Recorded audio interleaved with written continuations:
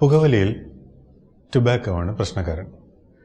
Tobacco നമ്മുടെ കണ്ണിനെ ബാധിക്കാവുന്നതാണ്. അത് നമ്മുടെ ഒപ്റ്റിക് നെർവ്, അതായത് കാഴ്ച ഞരമ്പിൽ പോയി അടിഞ്ഞിട്ട് അതിൻ്റെ കാഴ്ചശേഷി വളരെ കുറയ്ക്കും. ആദ്യത്തെ പ്രശ്നം നമ്മൾ നേരിടുന്നത് പച്ച ചുവപ്പ് എന്നുള്ള കളറിൻ്റെ നമ്മുടെ അപ്രിസിയേഷൻ കുറഞ്ഞു വരും.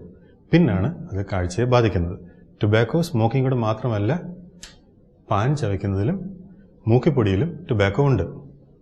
സ്മോക്ക് ചെയ്യുന്നവരെക്കാട്ടിലും റിസ്ക്കാണ് പാസീവ് സ്മോക്കിംഗ്. അതായത് സ്മോക്ക് ചെയ്യുന്നവരുടെ അടുത്തിരിക്കുന്ന ആൾക്കാർക്ക് കൂടുതൽ റിസ്ക്. അതെന്തുകൊണ്ടാണ്?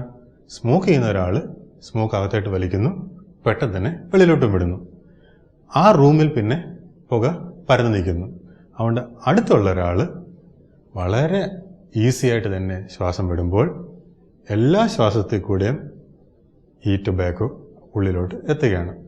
അങ്ങനെ സാധാരണ രീതിയിൽ ശ്വാസം വലിക്കുന്ന ഒരാൾ സിഗരറ്റ് വലിക്കുന്ന ഒരാൾ ചെയ്യുന്ന പോലെ പെട്ടെന്ന് വലിക്കുകയും അകത്ത് വിടുകയുമല്ല, സാധാരണ സ്പീഡിൽ തന്നെ സ്മോക്ക് ഉള്ളിലോട്ട് എടുക്കുകയും സാധാരണ രീതിയിൽ സ്മോക്ക് വെളിയിലോട്ട് ഇടുക. അതുകൊണ്ട് ഒത്തിരി സമയം ടുബാക്കോ ഉള്ളിൽ തന്നെ നിൽക്കുന്നു. അതുകൊണ്ട് അബ്സോർപ്ഷൻ ഓഫ് ടുബാക്കോ, അതായത് ടുബാക്കോ നമ്മുടെ ശരീരത്തിനുള്ളിൽ കയറുന്നത് 4 times കൂടുതലാണ് പാസീവ് സ്മോക്കിംഗ് ആൾക്കാർ.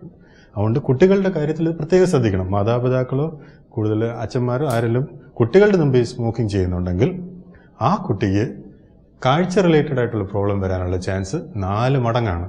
അതുകൊണ്ട് കുട്ടികളുടെ മുമ്പിൽ ദയവായി സിഗരറ്റ് വലി ഒഴിവാക്കുക.